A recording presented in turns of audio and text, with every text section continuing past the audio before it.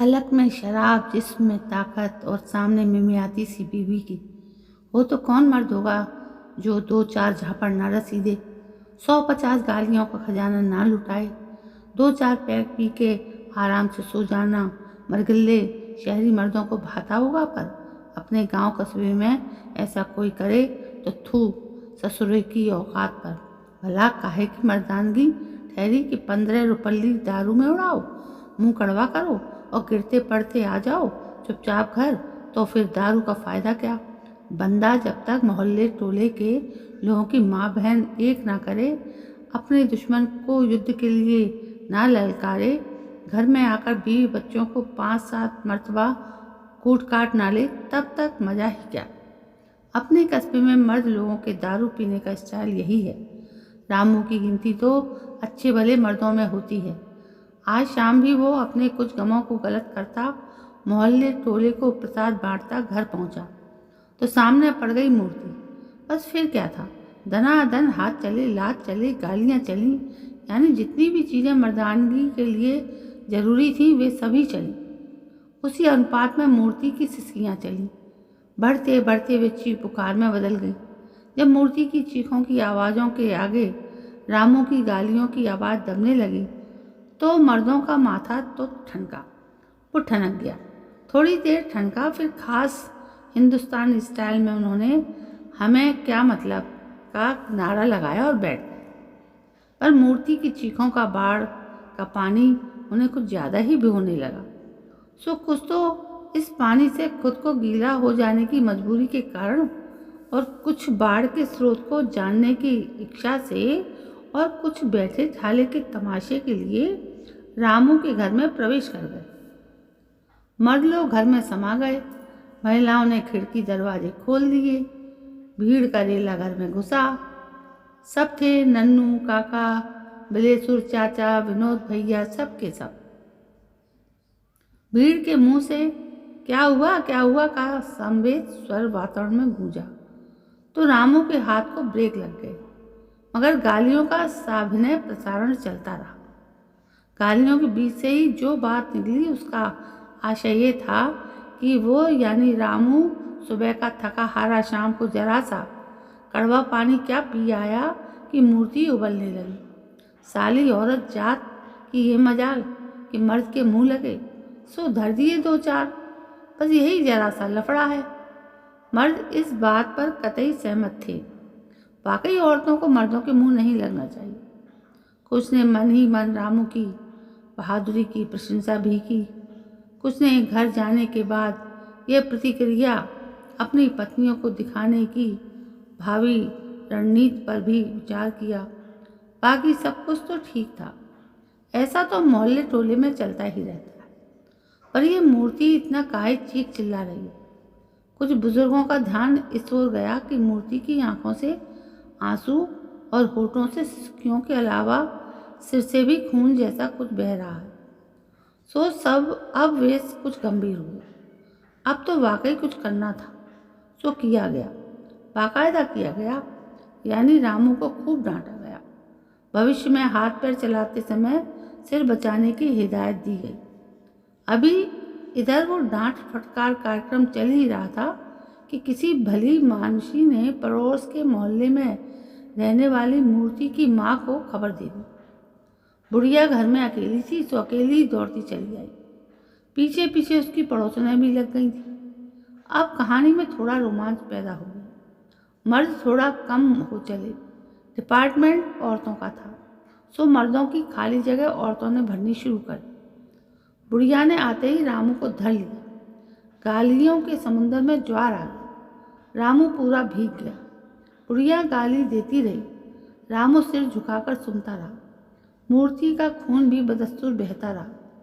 वो तो भलाओ पड़ोसन का कि उसने देख लिया। उसने पड़ोसी धर्म का निर्वाह करते हुए बुढ़िया को इशारा कर दिया। बस बुढ़िया माथे पर हाथ रखकर धम्म से बैठ गई और कुछ यूँ बुदबुदाई, हाय राक्षस ने मेरी फूल सी बेटी को मार डाला। अब तो इसे थाने जेल ही कराऊंगी, अब नहीं छोड़ूंगी इसे। पुलिस का नाम सुनते ही बचे कुचे मर्द भी पीछे हो गए। औरतों ने इंदिरा गांधी का राज देखा था, वे डटी रही। आगे के दृश्य में सिर्फ इतना जुड़ा, मूर्ति को लेकर खचेड़ती हुई बुढ़िया आगे आगे और पीछे औरतों की भीड़। सबके पास कुछ ना कुछ था। बुढ़िया के मुंह से गालियां थीं और मूर्ति के मुंह में कराहट के साथ साथ सिर से बहता खून था। और औरतों के पास थी कानाफूसियाँ। और अब क्या होगा, कैसे, कुछ शाश्वत किस्म के सवाल। थाने के दरवाजे तक आते आते भले भर की महिलाएं तो पतली गली से खिसकी। अब बस कुछ एक दमदार महिलाएं और पुल्लिंग के नाम पर महज मूर्ति का खिचलाया मरियन कुत्ता भर बचा। बुढ़िया थाने के गेट पर आकर थोड़ा ठिठकी। मूर्ति ने रोने के कार्यक्रम की जगह सिसकने के अभियान पर जोर देना शुरू किया और साथ ही साथ उसने अपने पैरों में रिवर्स गियर लगाना शुरू कर दिया। पर बुढ़िया को उसका युद्ध क्षेत्र से पलायन प्रयास पसंद नहीं आया, सो बुढ़िया के पीछे लगभग घसीटती हुई मूर्ति को भी आना पड़ा। इन दोनों के पीछे थे हाय राम अब क्या होगा का आवाज करते हुए 10-12 नारी चली। बुढ़िया ने गेट के बाहर खड़े होकर अंदर के दृश्य का जायजा लिया। थाने का दृश्य काफी मनोहारी था। रात्रि का समय था। बल्ब की रोशनी में मेज के पीछे बैठे थानेदार की मूछें दूर से नजर आ रही थी और मूछों के ऐन सामने पड़ी सोमरस की बोतल भी। थानेदार की आंखें लाल थीं, मुंह से धुआं निकल रहा था। लगता था कि जड़ से मिटाने के लिए क्राइम की सारी आग वो पी बैठा था। सब अब सिर्फ धुआं निकल रहा था। उंगलियों में दबी सिगरेट तो महज एक बहाना थी। थाने की कोने की एक बेंच पर जहाँ थोड़ी रोशनी कम थी, वहाँ पहले बोतल दिखाई दी, उसके बाद साथ ही 4 गिलास, 4 जोड़ी हल्की मूछें और उनके नीचे कुछ बीड़ियाँ। मतलब यहाँ अपराध निवारण का जोर थोड़ा कम था। वैसे भी सिगरेट बीड़ी का अंतर प्रोटोकॉल का सवाल था। इस दृश्य को देखकर बुढ़िया बहुत प्रभावित हुई, सो उसने गेट पर खड़े संतरी को दीवान जी राम राम की भेंट प्रदान की। संतरी ने पहले बुढ़िया देखी, बुढ़िया के कपड़े देखे, पीछे की भीड़ देखी। इस निरीक्षण से निपटने के बाद उसने पहला काम सवाल दागने का किया। हे बुढ़िया, कहाँ घुसी जा रही? अपने बाप का घर समझ रखा है क्या? पता नहीं ये थाना है तो शोर क्यों मचा रही है? साहब का मूड पहले ही खराब है। चल पीछे हट। संतरी के गुड़ से मीठे वचन सुनकर बुढ़िया ने बाकायदा और जोर से चिल्लाना शुरू कर दिया। जल्दी ही बुढ़िया का मकसद पूरा हो गया। अंदर आवाज़ पहुंच भी गई और बदले में आवाज़ बाहर भी आ गई। अबे ओ रामकृष्ण, देख हरामजादे कैसा शोर मचा रहा है। साले आराम से काम भी नहीं करने देते। इसी के साथ ही कुछ भारी भरकम आवाज़ें और आई, जिनका मूल उद्देश्य भीड़ की माँ बहनों से जुड़कर जातिगत सद्भाव कायम करने का था।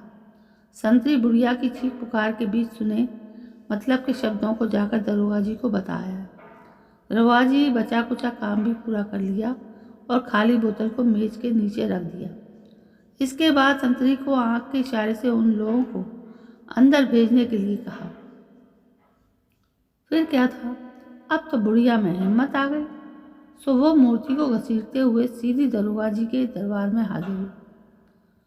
अंदर जाकर उसने दरोगा जी को बता दिया कि उसे अपने दामाद के खिलाफ रपट लिखानी है, जो उसकी बेटी को रोज मारता है।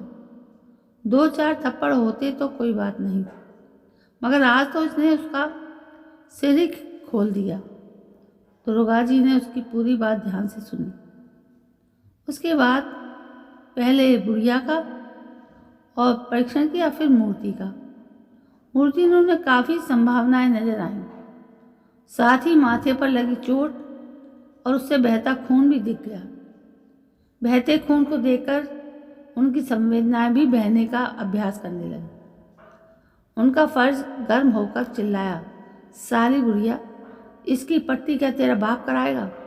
ले आते हैं हाथ पैर तोड़कर, जैसे सरकार ने इनकी मरहम पट्टी कराने का ठेका ले रखा है। ए दीवान जी, पकड़ो इस बुढ़िया को। इसके पास पैसे होंगे। बुढ़िया को शायद पुलिस से ऐसे ऊंचे किस्म के स्वागत सत्कार की आशा नहीं थी, सो वो पीछे हटी। मगर दीवान जी को तो अपनी ड्यूटी पूरी करनी थी। उन्होंने बुढ़िया के हाथ से पैसों का रुमाल छीनने की कोशिश की। बुढ़िया ने काफ़ी शोर शराबा किया, पिलपिले स्वर में बार बार रिकॉर्ड बजाया कि रुमाल में 70-80 रुपये हैं, पट्टी तो 10 रुपये में हो जाएगी, वगैरह वगैरह। लेकिन दीवान जी पुलिस की पुरानी नौकरी में थे। ऐसे मसले देखना उनकी रोज़ की आदत में शुमार था। सो वे दोनों हाथ प्रयोग में लाते। एक हाथ से बुढ़िया का रुमाल छीना, दूसरे हाथ से रुपयों की रसीद उसके मुंह पर लगा दी। इसके बाद उनके शरीर के बाकी अंग, विशेष रूप से पैर, सक्रिय हो गए और ऐन दरोगा की सीट के पास आकर रुके। दरोगा के मुंह से बोल फूटे, कितने हैं? हजूर 70। शायद दीवान जी की जुबान लड़खड़ा गई थी, क्योंकि उन्होंने कुछ देर पहले पूरे 80 गिने थे। ठीक है, एक हाफ ले आ, और स्ट्रोक रेट का, और थोड़ा नमकीन भी। इन सालों के चक्कर में सारी उतर गई। दरोगा जी हुआची। इसके बाद दीवान जी की फिर गेट की तरफ ओर जाते दिखाई दिए। बुढ़िया अब फिर चीखने चिल्लाने लगी, हुजूर पैसे तो ले लिए, अब तो इसकी पट्टी कराइए और उस रामू के बच्चे को तो जेल में बंद कराइए। दरोगा जी को कानून के काम में दखल देने वाले लोग कभी पसंद नहीं रहे, सो उनकी आवाज़ में कानून चीख पड़ा, हरामजादी, 70 रुपये में दामाद को जेल कराएगी। फिर थोड़ा सांस लेने को रुके। इसी अंतराल में उन्हें मूर्ति के प्रति अपना कर्तव्य याद आया, तो इस बार उनके मुख से सीधा कर्तव्य निकला, इस लड़की की को यहाँ छोड़ जा, इसकी मरहम पट्टी कराएंगे, इसकी जांच होगी, इसका बयान लिया जाएगा, तभी इसका घरवाला गिरफ्तार हुआ। जा और सुबह से पहले यहाँ दिखाई मत दियो, वरना टांग तोड़ दूंगी। बुढ़िया को सांप सूंघने की कहावत चरितार्थ करने का मौका मिल गया। कहावत के चरितार्थ होने के बाद ही वो चीखी, नहीं हजूर, माई बाप, हम पट्टी अपने आप करा लेंगे, हमें अब जाने दीजिए। ऐसा भला कौन दरोगा होगा जो अपने कर्तव्य की राह में रोड़े अटकने दे। सो वे कड़का कर बोले, क्यों, अब नहीं लिखनी रपट, अब नहीं कराना अपने दामाद को अंदर? खेल समझ रखा है कानून को? तेरे कहने पर जिसे चाहे अंदर कर दूं, जिसे चाहे बाहर। अब ये औरत तो सुबह जांच पूरी होने के बाद ही वापस जाएगी, समझी? चल भाग यहाँ से, कानून को अपना काम करने दी। दरोगा के कर्तव्य से भीगे वचन सुनकर बुढ़िया रोने लगी। सिर का खून मूरत की आंखों में भी उतर आया।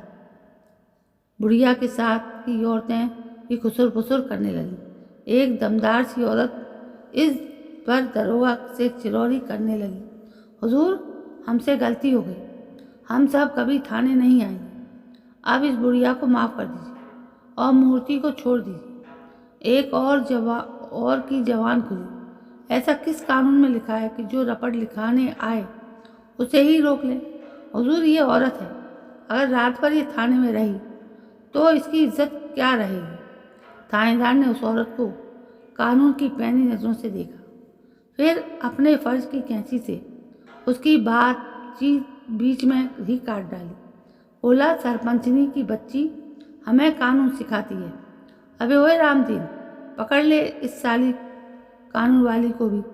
वैसे भी इस केस में गवाही की ज़रूरत पड़ेगी, इसका भी बयान साथ ही ले लेंगे। रामदीन के आगे बढ़ते ही औरत की कानून को पंख लग गए। बात के दृश्य में वो आगे आगे और पीछे पीछे भागता संतरी दिखाई दिया। संतरी के पीछे बाकी औरतें भी कानून के पंजे से निकल गईं। अब बुढ़िया अकेली रह गई। आगे के दृश्य में बुढ़िया ने थानेदार के पैर पकड़ लिए। थानेदार को पैंट की क्रीज बिगड़ने का खतरा लगा, सो उसने बुढ़िया को 2 लात जमाकर पैंट के खाकीपन की लाज रख ली। थानेदार जी को अकेले कर्तव्य पालन करते देख संतरी को अपने हिस्से का फर्ज याद आ गया। वो बुढ़िया को धकेलते हुए गेट के बाहर तक छोड़ आया। दरोगा जी का बचा काम अब शुरू होने वाला था। उनकी मेज पर एरिस्टोक्रेट का अड्डा लग चुका था। सोनू ने हाफ और 4 अंडे भी भुजिया निपटाई। उसकी पावती के रूप में डकार लेने के बाद वो अंदर कमरे की ओर बढ़ गए। वहाँ कमरे में 2 सिपाही मिलकर मूर्ति को बयान देने को तैयार कर रहे थे। अगर मूर्ति थी कि बयान देने के नाम पर चीख चिल्ला रही थी, सो उसके मुंह में उसकी साड़ी का पल्ला ठूंस दिया गया। दरोगा जी को अफसोस था कि लोग कानून को सहयोग नहीं करते, पर उसे तो इस असहयोग के बाद भी कानून का काम करना था। सो वरिष्ठता क्रम में पहले उसने मूर्ति का बयान लिया, उसके बाद दीवान जी और सबसे बाद सिपाहियों का बयान लेने का नंबर आया। रात भर मूर्ति का बयान चलता रहा। मूर्ति के सिर से खून बहता रहा। मूर्ति के सिर की मरहम पट्टी कानूनन हो भी नहीं सकती थी। आखिर सबूत को नष्ट कैसे किया जा सकता था? बयान देते देते सुबह तक मूर्ति नहीं रही, सिर्फ सबूत रहे। उन्हीं सबूतों के आधार पर पुलिस ने मूर्ति के पति को गिरफ्तार कर लिया। दोपहर के अखबारों में एक खबर छपी कि शराब के नशे में रामू नाम के एक व्यक्ति ने अपनी पत्नी मूर्ति का खून कर दिया। पति घटनास्थल से ही गिरफ्तार। बाकी खबर में पुलिस की कार्यकुशलता की तारीफ छपी थी।